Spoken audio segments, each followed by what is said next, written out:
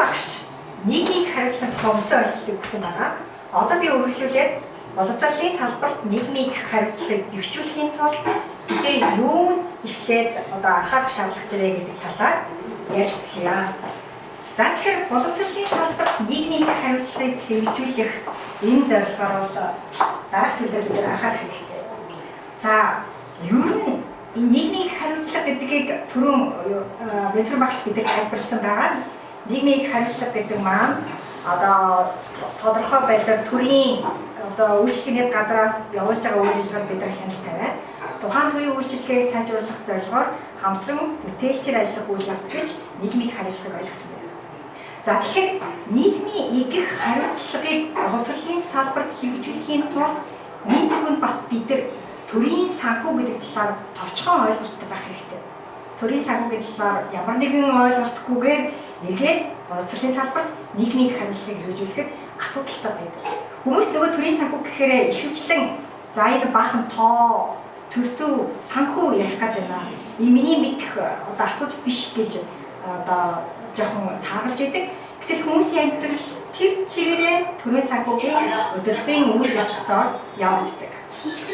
За буцаага хараад чинь үүштэй тийм.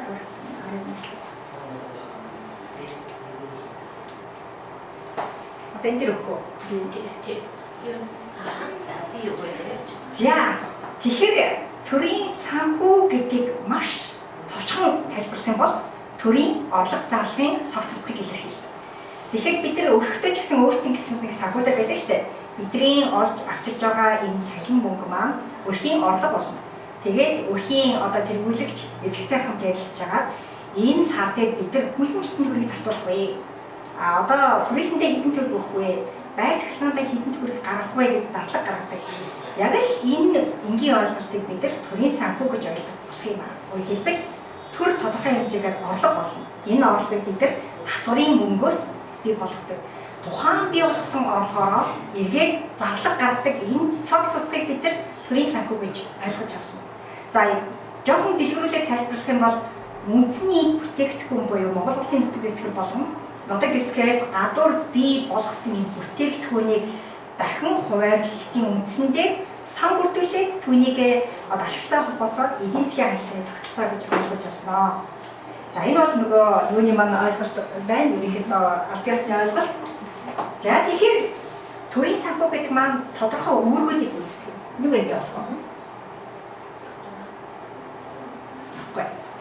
За ямар үүрэг гүйцэтгэдэг вэ? Төрийн санхүү. За энэ маань нэгдүгээрт нь одоо орон нутгийг төвлөрсөн болон тусгай зорилтын сан бий болгон түүний ашиглалтын явцад хяналт тавих нь үүрэгтэй байдаг. За тэрнээс гадна төрийн санхүүгийн тогтвортой байдлыг бий болгоно. Өрхөд бид нар одоо орлого орлоо, зарлага гаргалаа энийг бас хянаж явахгүй бол манай өрх маань тодорхой хэмжээнд одоо зээл нэгтээд өрн баригдах нөхцөл үүснэ шүү дээ. Яг энэ шиг төрийн санхүү яадаг вэ гэхээр төрийн сангийн тогтвортой байдлыг бий болгохыг харж байна. За хамгийн чухал гол үүрэг бол ил тод байдал бий болгох. Ил тод бий гэх. Өөрөөр хэлбэл одоо энэ мөнгө маань хэний карманаас гарсан мөнгө вэ гэхээр иргэд та бидний карманаас гарсан мөнгөөр төр үйл ажиллагаа явуулдаг. Боловсролын үйлчилгээ, эрүүл мэндийн үйлчилгээ, нийгмийн халамжийн үйлчилгээ.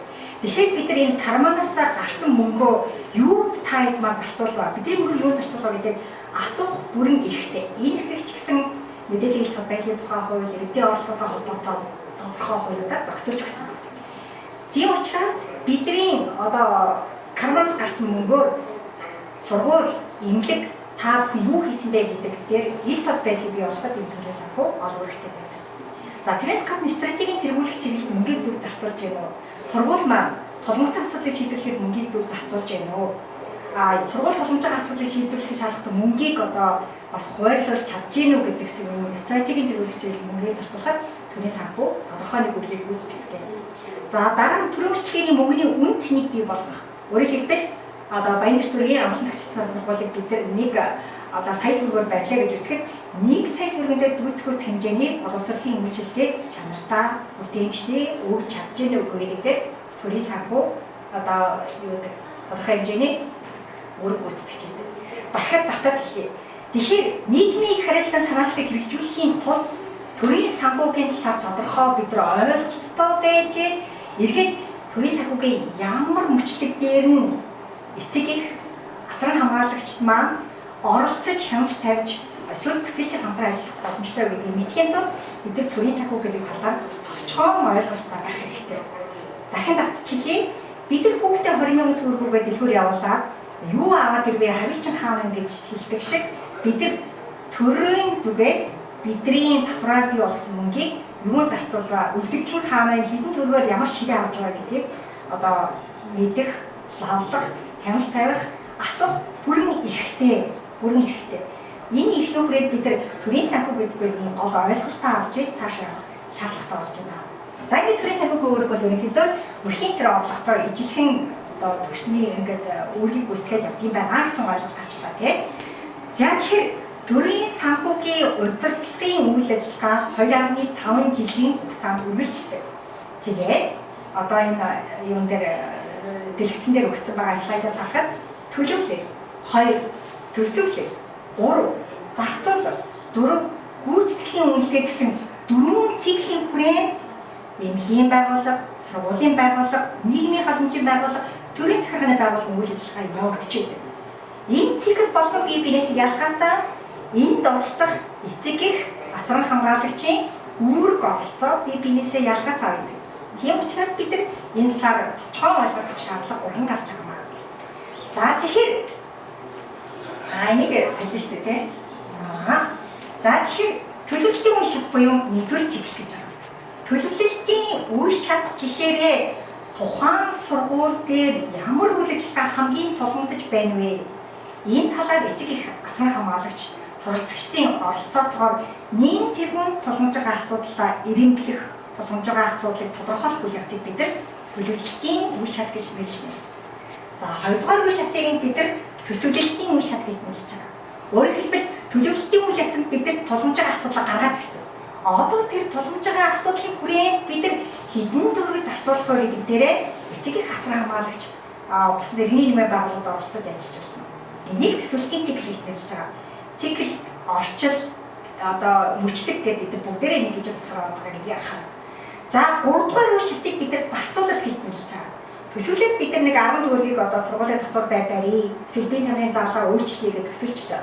Одоо эргээд энэ 10 төгрөгийг 10 төгрөгийг зарцуулж өгөө. Эсвэл 9 төгрөгийг зарцуулсан уу?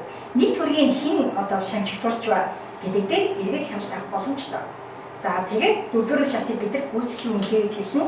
Өөрөөр хэлбэл төр татварын мөнгнөөс бий болгосон үйл ажиллагаа тодорхой мөнгө төлөвлөсөн байгаа. Эргээд төлөвлөсөн мөнгнөөсөө бид нар зарцуулж гаргасан одоо нөгөө гүйцэтгэлийн үр дүнтэй байна уу үгүй юу гэдэг дээр эцэг их асран хамгаалагчид маань сургуулийн удирдлагатай нийлээд хяналт авах боломжтой байдаг. Тэгэхээр төрийн санхүү гэдэг маань бид нар түрүү товчхон үзсэн байгаа. Энэ бол орлого зарлагын товч одоо ухтганы хэлэлцсэн ойлголт бөгөөд энэ маань үндсэн 4 циклээр явагдсан байна. 1 төлөвлөлт, 2 төсөвлөлт, 3 зарцуулалт, 4 гүйцэтгэл гэсэн үндсэн 4 циклээр явагдах бөгөөд энэ болгонд өөр өөрийн гисэн одоо ялгаатай арга барилаар эцэг их асран хамгаалагч таарах маань оролцох боломжтой. За тэгэхээр төлөвлөлтийн үе шатыг яаж бид нар эцэг их асран хамгаалагч бид оролцох боломжтой. Ингээд захиад явуулъя тий. За төлөвлөлтийн үе шатнд бид нар дараах асуултыг дэвшүүлж тавьдаг. За сургуулийн хэрэгцээ юу вэ? Асуудал тэргүүлэх чиглэл юу байв вэ? Сургуульд ямар асуудал хамгийн их тулгамдж байна вэ? Тухайн асуудлыг бид нар ямар аргаар шийдвэрлэж болох вэ гэсэн асуулт дэвшүүлнэ. За тэгээд эцэг их асран хамгаалагчид маань сургуультай яаж хамтран ажиллаж болох вэ гэхээр оролцоо төлөвлөлтийн арга болон оролцоо бодлого боловсрол гэсэн үндсэн хоёр энэ арга хэрэгсэл гэж яриад байгаа. Нийгмийн их хариуцлын арга хэрэгслийг ашиглаад одоо төлөвлөлтийн үйл явцад оролцох нэ. Тэгэхээр сургууль болгонд одоо тулгамж байгаа асуудал байгаа. Магадгүй багш сурагчдын харилцаа хэцүү байна. Өсвөр насны хүүхдүүд маань гэмт хэрэгт холбогдох гээд байна шүү.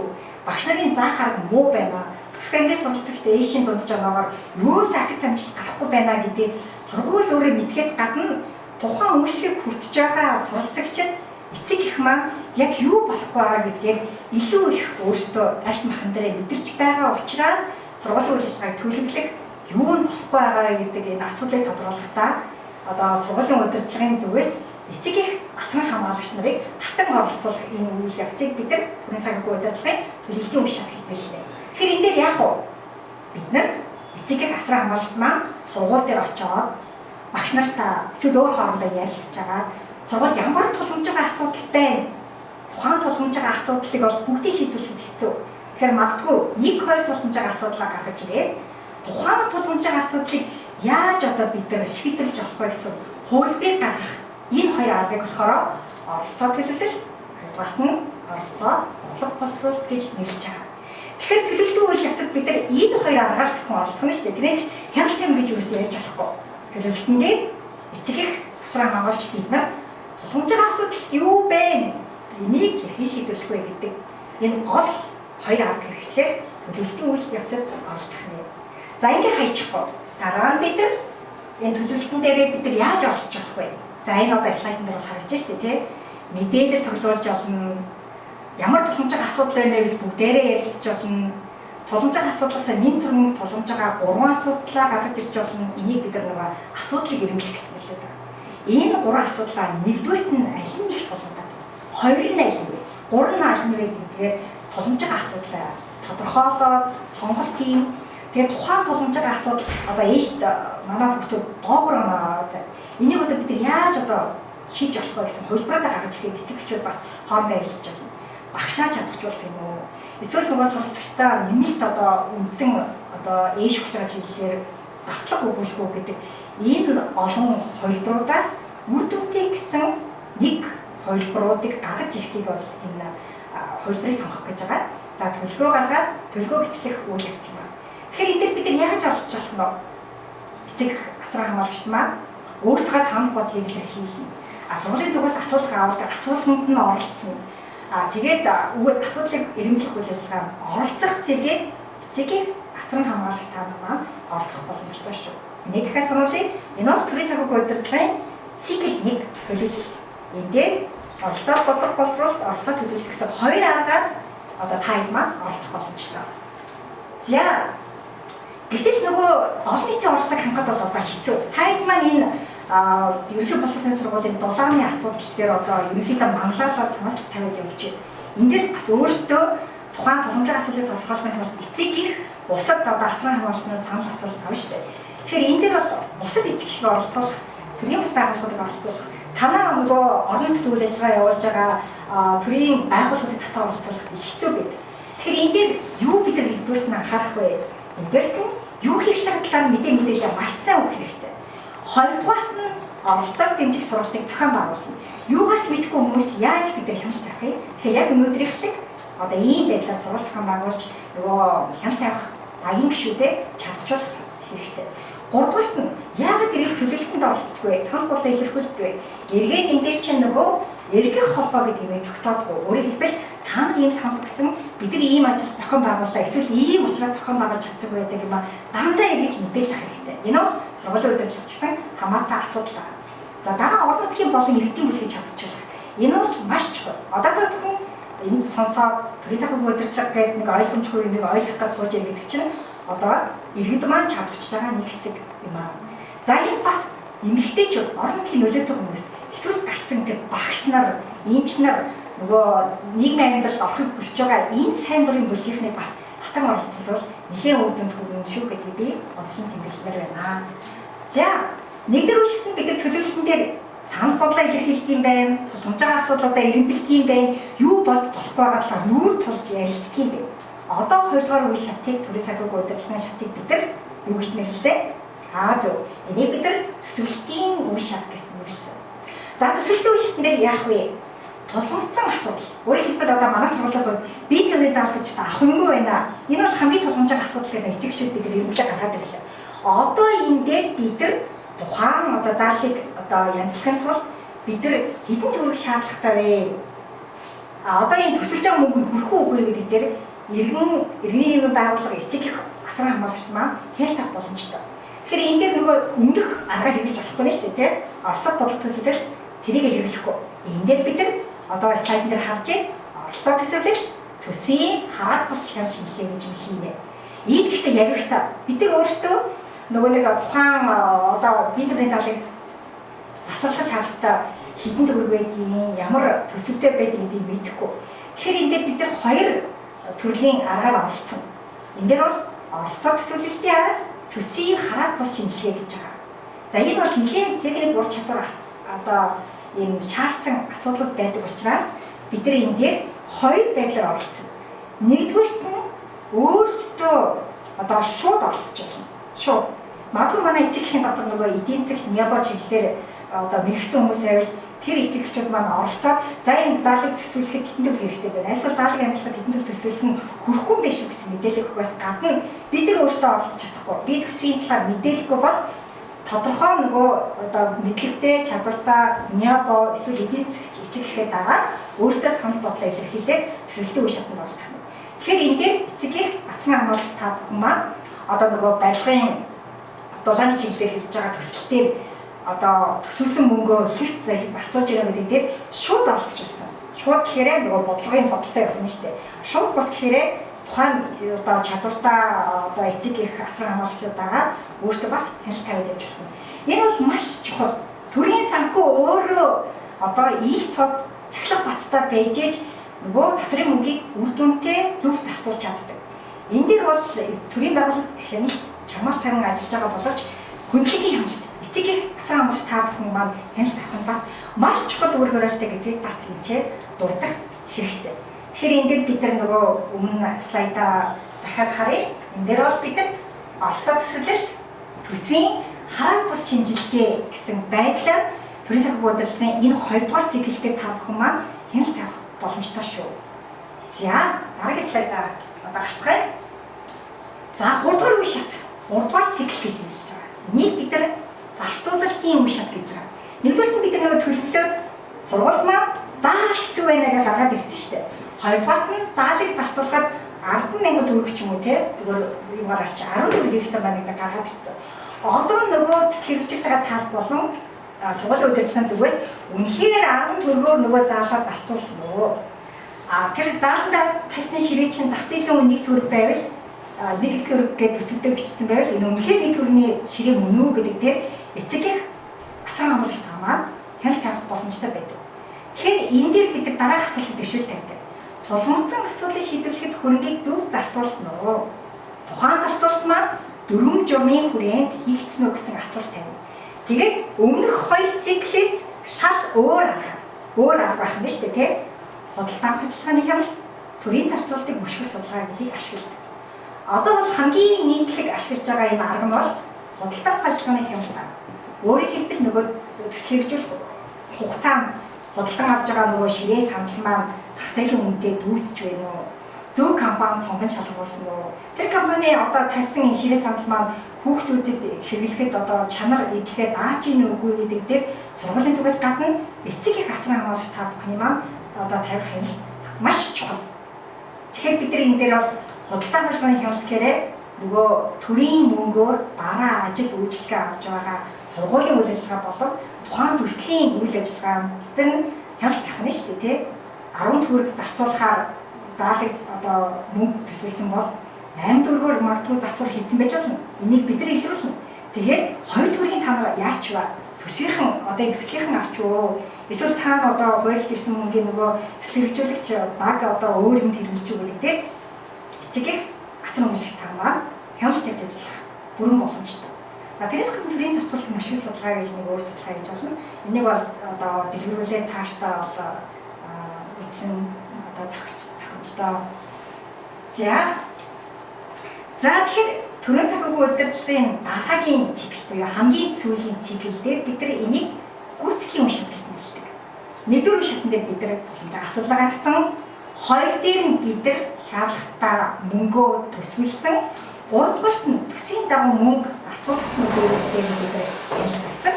Одоо дөрөвдүгээрт нь одоо заал маань худалдан авалт хийгээд одоо заалт орчлоо шүү дээ. Эргээд эцэг их асран хамгаалагч бид нар маань нөгөө заалын юу яаж вэ? Дэврээс нь ус гонж чинь үү? Одоо энэ ханы хүмүүс бодог ямар байна? Тэгээд хүүхдүүдийг ингээд тоглоход аюулгүй орчин бүрдүүлсэн гэдэг дээр нь хяналт байна. Энийг бид нар гүйцэтгэхийн үнэлгээ гэж нэрлэдэг. Гүйцэтгэхийн үнэлгээнд дээр тухайн төслийн хүрээнд эсвэл одоо сургуулийн төсвийн хүрээнд бий болсон мөнгө маань зориултын дагуу зарцуулагдсан уу? Төсвийн зарцуулалтыг баталж хилцсэн үү гэсэн ийм асуулт ишүүлээ. Эцэг их асран болж та бүх маань иргэдийн онооны картын арга, иргэдийн үнэлгээний тайлангийн карт, иргэдийн оролцоод аудит, нийгмийн аудит гэсэн нийгмийн их хариуцлагын энэ нөгөө хэлээд байгаа юм арга хэрэгсэл гэдэг байна шүү дээ. Энэ арга хэрэгслийг ашиглаж хяналт тавих болох юм. Тэгэхээр эцэг их асран болж та бүх маань энэ төслийн гүйцэтгэлд хяналт тавина гэдэг маань тулгамж байгаа асуудлаа гаргаж ирнэ. Нэгдүгээр циклээр ажиллах нь байна. Хоёрдугаарт нь төсөв хүрэлцэгтэй байна гэдэг дээр нь хяналт авах боломжтой байна. Гуравдугаарт нь нөгөө мөнгөө зөв зарцуулсан гэдэг дээр нь хяналт тавина. Дөрөвдүгээрт нь нөгөө барьсан барилга байшин байж болно. Эсвэл нөгөө сайжруулсан